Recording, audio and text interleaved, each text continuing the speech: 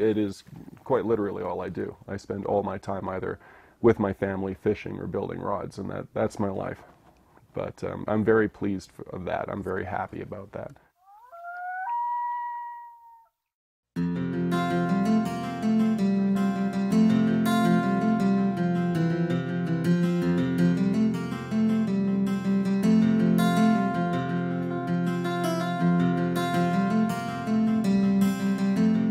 It's not that graphite is better than bamboo or bamboo is better than graphite. They both have their place. But I don't see graphite replacing bamboo in its niche anytime soon.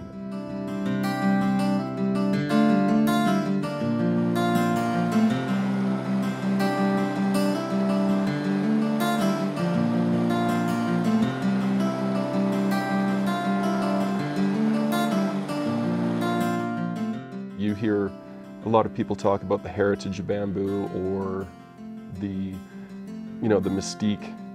Those things are certainly true. If I was in small water fighting a big fish, 22, 24, 26 inches, whatever, in a small creek, I would take bamboo over a stiffer material any day. But its function maintains a space in this industry that I imagine will continue for a very long time.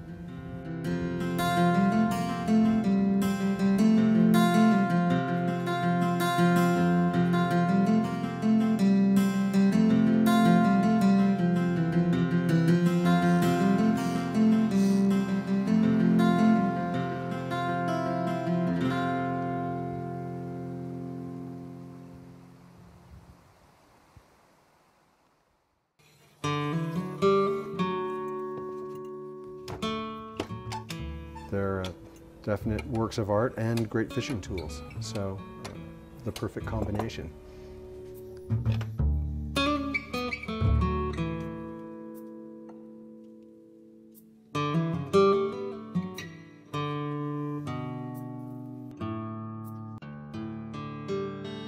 After I've finished a rod, it'll either go to the Scott Fly Rod Company if it's an SC, or it'll go to one of my dealers across the country. I build my rods over the course of a year, and then they get sold when they're completed.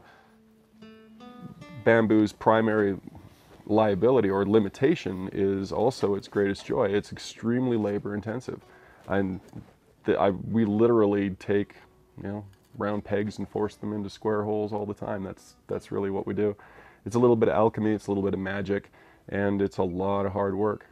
Which is one of the reasons that bamboo has become a specialty rather than a norm. It was, in fact, the norm for a very long time.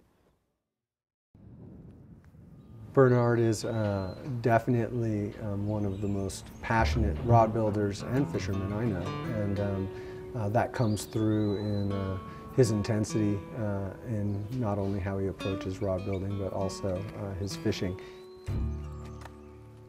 Nice fish rising right there. Whether you're fishing to very small brookies on creeks that are only 2 or 3 feet wide, obviously presentation and accuracy become a major factor in something like that. But dry fly fishing is really where bamboo rods shine. The only time I really like nymphing is when the fish are on the Platte, because it's super skinny water, and it's reading water in 3 dimensions, and you have to get the fly in the right place to get the drift in front of the fish in an impossible situation. You can't put that on film. You can't admit that you actually like nymphing sometimes, because it's just wrong.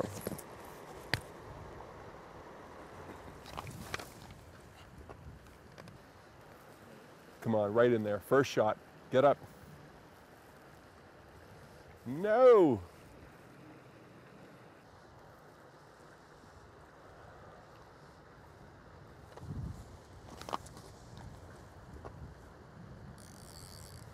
Nice take. Oh! The ability to roll over longer leaders with a very tight loop, having the fly drift down in a natural presentation to the water, that's something that bamboo does very well.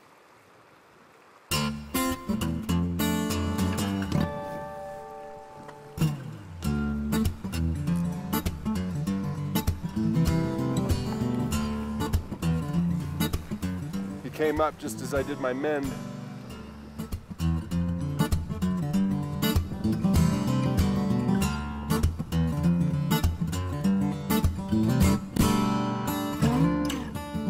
Fish here generally don't give you a second opportunity, but we'll give them a couple casts.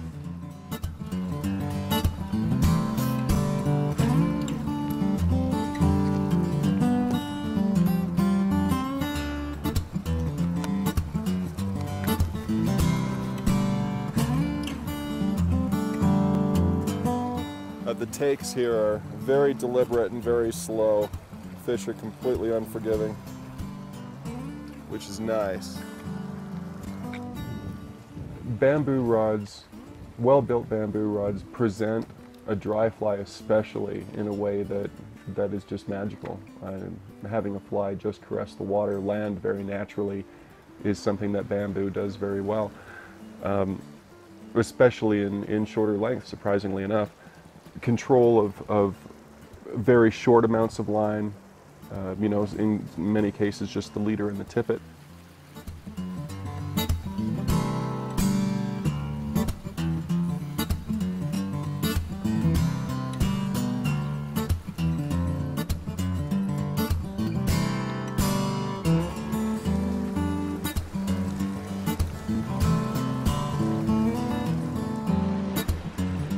Yeah, little fish. Yeah, he's exactly the kind of fish that I had in mind when I designed this rod.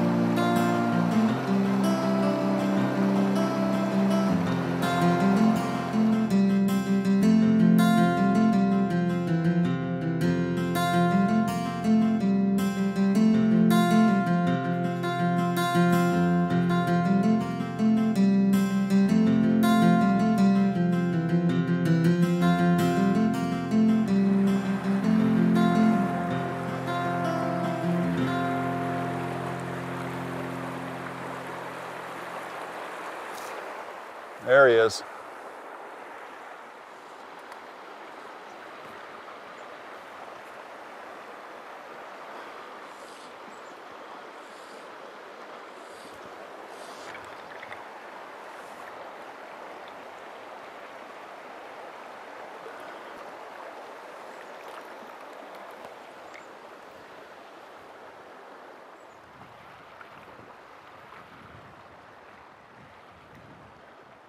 Oh, this should be good for a fish.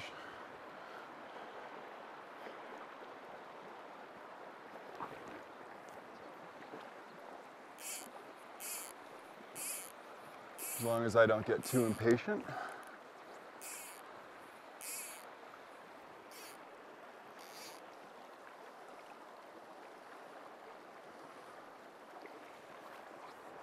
I'm actually expecting him to be right at the top here.